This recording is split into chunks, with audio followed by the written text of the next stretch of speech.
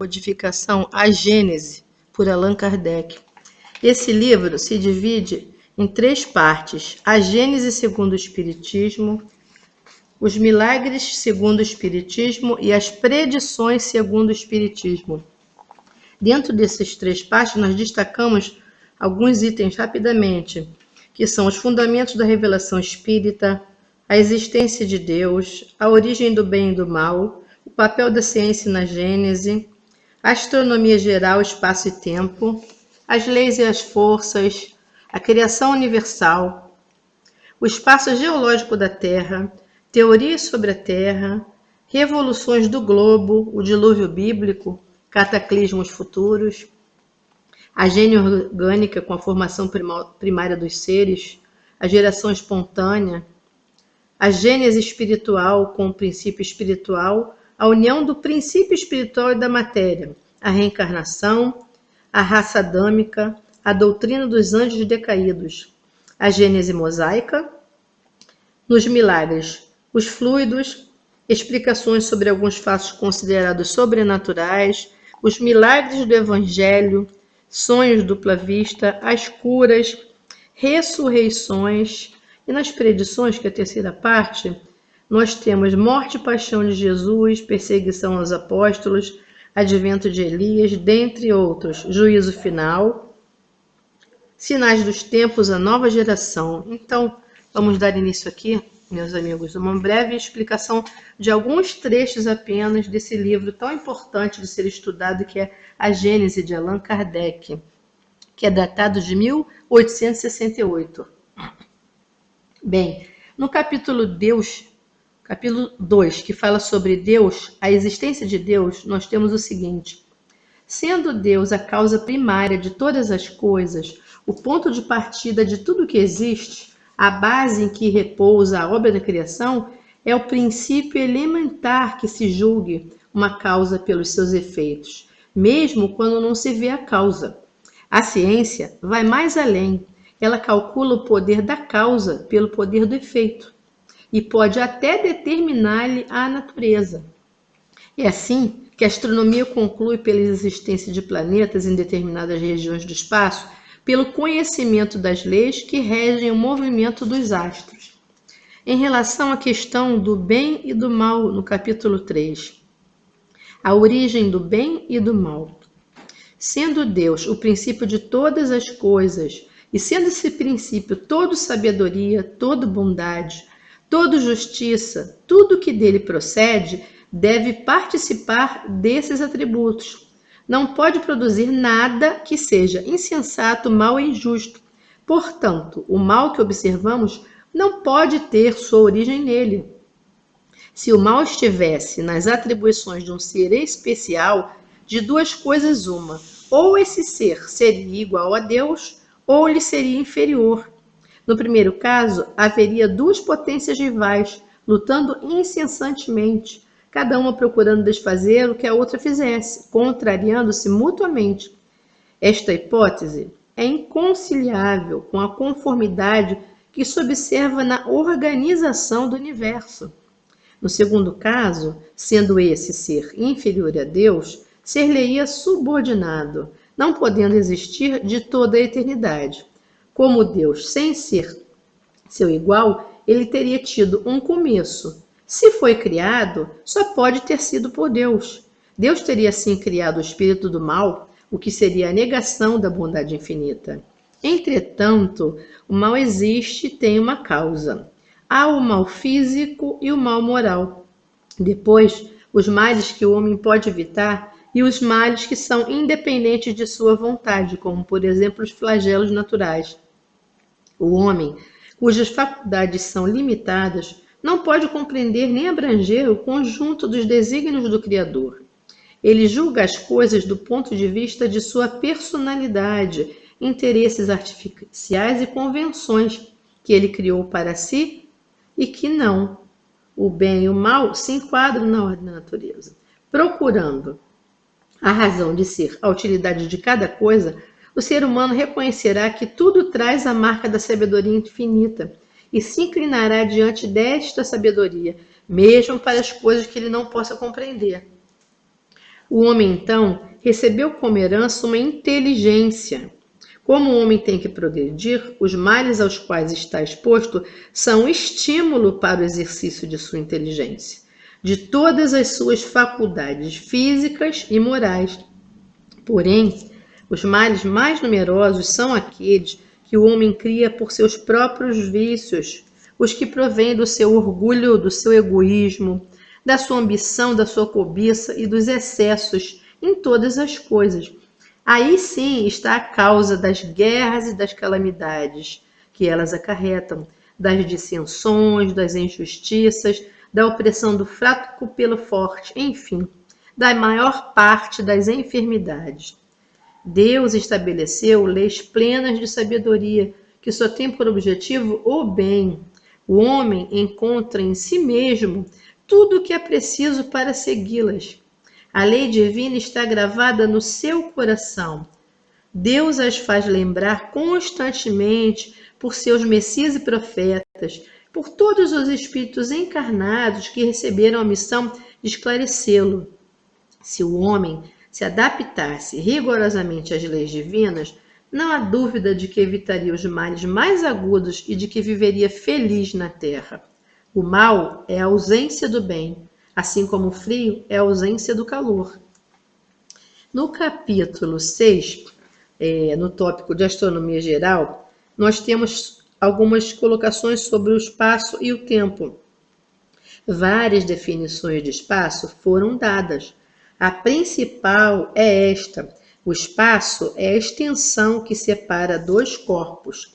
Ainda se definiu o espaço como o lugar onde os mundos se movem, o vazio onde a matéria atua. Ora, digo que espaço é infinito, pelo fato de ser impossível imaginar o limite qualquer para ele. E porque, apesar das dificuldades que temos de conceber o infinito, para nós é mais fácil avançar eternamente pelo espaço através do pensamento, do que parar em um ponto qualquer, depois do qual não encontraríamos mais nenhum espaço a percorrer. Já o tempo, meus amigos, é a sucessão das coisas. A sucessão dos fatos está relacionado à eternidade, do mesmo modo que essas coisas estão relacionadas ao infinito.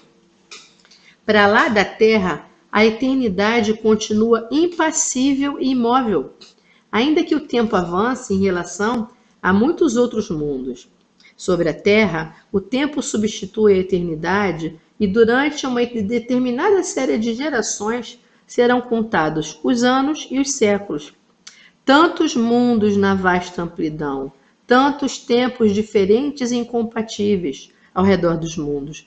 Somente a eternidade substitui essas efêmeras sucessões e enche tranquilamente com a sua luz imóvel a imensidão dos céus, imensamente sem limites e eterna. Essas são duas grandes propriedades do universo, o tempo e o espaço. No item 8, temos sobre as leis e as forças.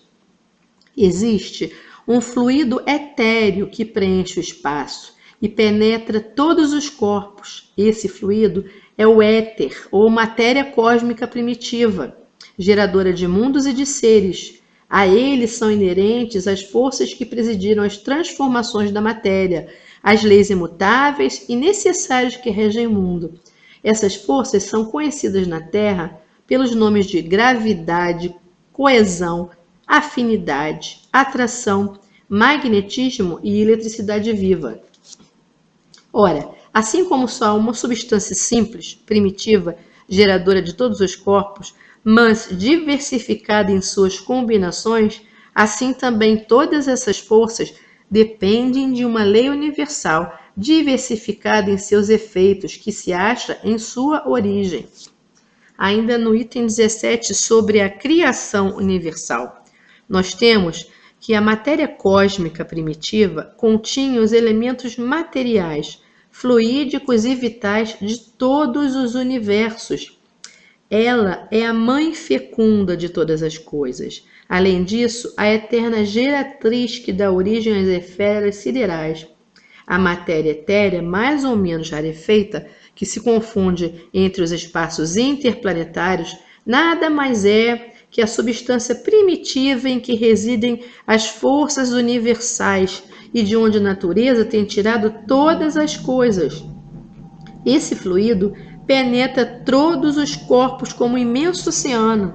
É nele que reside o princípio vital que dá origem à vida dos seres, cada criatura, mineral, vegetal, animal ou qualquer outra. No capítulo 10, sobre a geração espontânea. Princípio da geração espontânea só pode se aplicar aos seres de origem mais inferiores do reino vegetal e do reino animal, naqueles em que a vida começa a despontar e cujo organismo, extremamente simples, é de certo modo rudimentar. Foram esses, efetivamente, os primeiros seres vivos que apareceram na Terra e cuja formação deve ter sido espontânea. Já em relação ao ser humano, por pouco que se observe a escala dos seres vivos sob o ponto de vista do organismo, somos forçados a reconhecer que desde o líquen até a árvore, desde o zoófito até o homem, há uma cadeia que se eleva gradativamente, sem solução de continuidade. Acompanhando-se passo a passo a escala dos seres, pode-se dizer que cada espécie é um aperfeiçoamento, uma transformação da espécie imediatamente inferior. Então, nós sabemos que os seres são criados a partir do reino mineral para fazerem sua evolução no reino vegetal, depois no reino animal e, por fim, no reino hominal, em se referindo ao perispírito. Já no capítulo 14, que versa sobre os fluidos, nós temos a explicação de alguns fatos considerados sobrenaturais. O perispírito é o traço de união entre a vida corporal e a vida espiritual. É por ele que o espírito encarnado está em contínuo contato com os desencarnados. É por ele que ocorrem fenômenos especiais que não têm sua origem na matéria tangível e que, por essa razão, parecem sobrenaturais.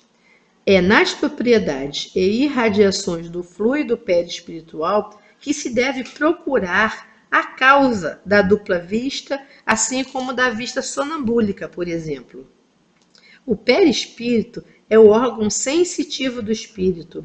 Pelo sentido espiritual, o espírito vê, ouve e sente por todo o seu ser que se encontra na esfera de irradiação do seu fluido perispiritual.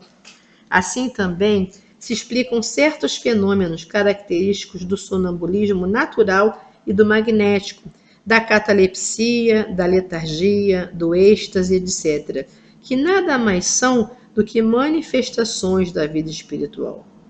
Conforme o grau de potência da faculdade, disse que a lucidez é maior ou menor.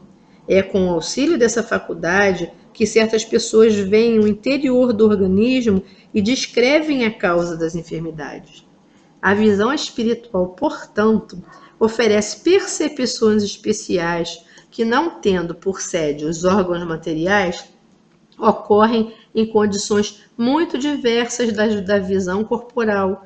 É necessário estudá-la nos seus efeitos e nas suas causas. A visão espiritual é necessariamente incompleta e imperfeita nos espíritos encarnados. Ela pode proporcionar, seja durante o sono, seja no estado de vigília, 3 coisas. Primeiro, a percepção de certos fatos materiais reais. Segundo, a percepção de coisas também reais do mundo espiritual, como, por exemplo, a visão dos espíritos. E terceiro, imagens fantásticas criadas pela imaginação, análogas às criações fluídicas do pensamento. Os sonhos, propriamente ditos, apresentam as 3 categorias de visão descritas acima. Os sonhos de previsões, pressentimentos e avisos pertencem às 2 primeiras. Já na terceira, isto é, nas criações fluídicas do pensamento ou ideoplastias, é que podemos encontrar a causa de certas imagens fantásticas, que nada tem de real em relação à vida material, mas que às vezes tem, para o espírito, uma tal realidade que o corpo sofre o seu impacto. Antes de nós entrarmos aqui na questão da cura, nós vamos relembrar que Estamos nessa sequência de 10 palestras falando sobre os livros da codificação do Espiritismo, sobre as obras básicas do Espiritismo. Então, nós estamos nesse momento falando um pouquinho sobre a Gênese e destacamos a necessidade do estudo em grupo dos livros das obras básicas de Kardec, para que se compreendam esses fenômenos e o porquê de tantos mecanismos que ocorrem na natureza, no ser humano, mecanismos físicos e espirituais. Por exemplo, na terceira parte do livro A Gênese, que versa sobre as curas, nós vamos citar aqui uma das passagens de Jesus, que é da perda de sangue, ou da mulher hemorroíça, que começa mais ou menos assim, resumidamente falando. Então, uma mulher que parecia de uma hemorragia há 12 anos, tendo ouvido falar de Jesus, veio na multidão e tocou as suas vestes. Ela dizia: se eu puder apenas tocar nas suas vestes, ficarei curada. No mesmo instante, a causa da perda de sangue cessou. Jesus, percebendo em si mesmo a virtude que saía dele, disse: quem tocou minhas vestes? A mulher, que sabia o que se passara, com ela veio se lançar aos seus pés e lhe declarou toda a verdade. E Jesus lhe disse: minha filha, tua fé te salvou, vai em paz e fica curada da tua enfermidade. Então, nós entendemos que aconteceu um movimento fluídico que se operou de Jesus para a mulher enferma. Ambos sentiram a ação que acabara de se produzir. A irradiação fluídica normal foi suficiente para realizar a cura. Mas por que essa irradiação se dirigiu para aquela mulher e não para outras pessoas? Uma vez que Jesus não pensava nela, estava cercado pela multidão. A razão é bem simples, meus irmãos. O fluido deve atingir a desordem orgânica para poder repará-la. Ela pode ser dirigido pela vontade do curador ou atraído pelo desejo, pela fé do doente. No caso dessa nossa irmã, não é? O fluido se desprendeu de Jesus pela intensa fé, pela vontade que ela tinha de ser curada simplesmente tocando em suas vestes. Então, meus irmãozinhos, aqui falando um pouquinho agora sobre um assunto bem polêmico, não é? Que tem várias versões, né? Várias opiniões de diversas religiões e pontos de vista, que estaria no capítulo 17, é o juízo final. Vamos tecer algumas breves considerações sobre isso, então. Ora, no item 62, quando o Filho do Homem vier na sua majestade, acompanhado de todos os anjos, assentar-se-á no trono da sua glória, e todas as nações, estando reunidas diante dele, ele separará predições do Evangelho uns dos outros, como um pastor separa as ovelhas dos bodes, e colocará as ovelhas à sua direita e os bodes à sua esquerda. Então o rei dirá aos que estiverem à sua direita: vinde vós que fostes benditos do meu Pai. Isso se encontra em Mateus capítulo 25, versículo 31 a 46. No Evangelho segundo o Espiritismo, capítulo 15. Bem, devendo o bem reinar sobre a terra, é necessário que sejam excluídos dela os espíritos endurecidos no mal, que poderiam acarretar-lhe perturbações. Deus permitiu que eles aqui permanecem o tempo necessário para o seu melhoramento, mas chegado o momento em que a terra, pelo progresso moral dos seus habitantes, deve se elevar na hierarquia dos mundos, a permanência deles como espíritos e como encarnados será interditada àqueles que não tenham aproveitado os ensinamentos que se achavam em condições de ali receber. Serão então exilados para mundos inferiores. Esta, meus irmãos, que é a separação que será presidida por Jesus.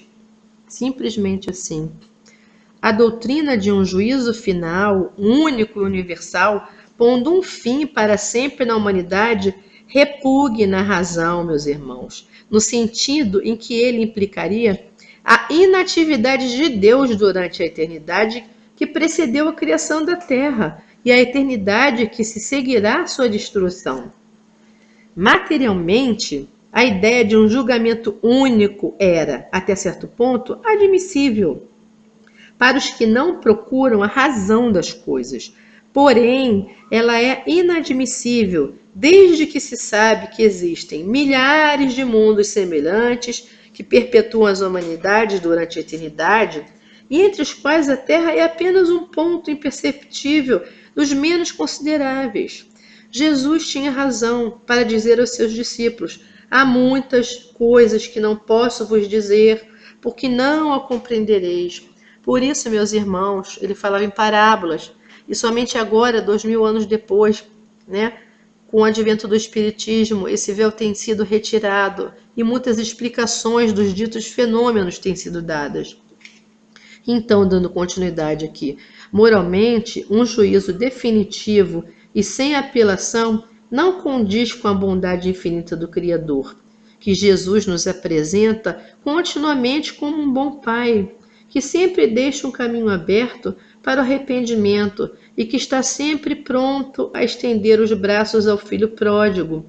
Se Jesus houvesse entendido o juízo daquela maneira, teria desmentido suas próprias palavras, porquanto não há juízo final propriamente dito, como creem alguns irmãos, mas juízos gerais em todas as épocas de renovação parcial ou total da população dos mundos, através das quais ocorrem as grandes emigrações ou imigrações de espíritos. Nós sabemos, irmãos, que nós habitamos aqui ainda um planeta de provas e expiações, onde ainda perdura o sofrimento. Portanto, também sabemos que são chegados os tempos onde o planeta Terra está se transformando em um planeta de regeneração. Portanto, realmente não há o que temer, não há o que se preocupar com o cataclisma do final do planeta Terra. Isso é inócuo, isso não tem o mínimo sentido, a mínima razão. Então, nós fizemos aqui uma breve explanação, muito breve mesmo, porque o livro A Gênese é um livro muito extenso, muito detalhado, que só pode ser compreendido junto numa turma com orientador, com debates, paulatinamente, para que possa se ir raciocinando. É disso que o Espiritismo trata, de uma fé raciocinada. Ele expõe os fatos e vai trocando miúdos, vai fazendo o ser humano compreender os seus fundamentos, das grandes perguntas da humanidade: de onde vim, para onde vou, qual o sentido da vida, quantos mundos existem e tantas coisas mais assim. Então, meus irmãos, mais uma vez convidamos os irmãos a assistir todas as palestras, ouvir as palestras sobre os livros da decodificação do Espiritismo, as obras básicas de Kardec. Já fizemos a gravação do livro sobre a vida de Paulo de Tarso, sobre o livro dos Espíritos, o livro dos Médiuns, sobre o Evangelho segundo o Espiritismo, sobre o céu e o inferno e agora a Gênese. E vamos dar prosseguimento com algumas palestras ainda sobre personagens do Espiritismo, a saber, desejo a todos um bom dia, com muita paz, com muito equilíbrio, e que busquem próximo de sua casa uma casa espírita, a fim de que possam esclarecer vossos espíritos, porque afinal nós não somos um corpo com espírito, nós somos um espírito habitando temporariamente um corpo físico, e precisamos assim nos esclarecer acerca das realidades espirituais. Precisamos cultivar a nossa fé raciocinada. Precisamos desenvolver não só nossos atributos da inteligência, mas principalmente nossos atributos morais, que estão tão bem exemplificados no Evangelho segundo o Espiritismo, que traz as máximas de Jesus, que traz capítulo a capítulo verdadeiras consolações aos sofrimentos dos seres aqui da Terra. Então fazemos nesse momento uma oração breve, pedindo pelo nosso planeta, pelo planeta Terra, para que essa transição planetária se dê em paz, em equilíbrio, pois tudo está sob o comando e sob a maestria do nosso grande Criador e também sob a égide de Jesus, que é o nosso governador planetário. Então, falamos assim para encerrar a nossa breve exposição. Pai nosso que estás no céu em todo o universo, santificado seja o vosso nome, venha a nós o vosso reino de luz, seja feita a vossa vontade, assim na terra como em todos os mundos.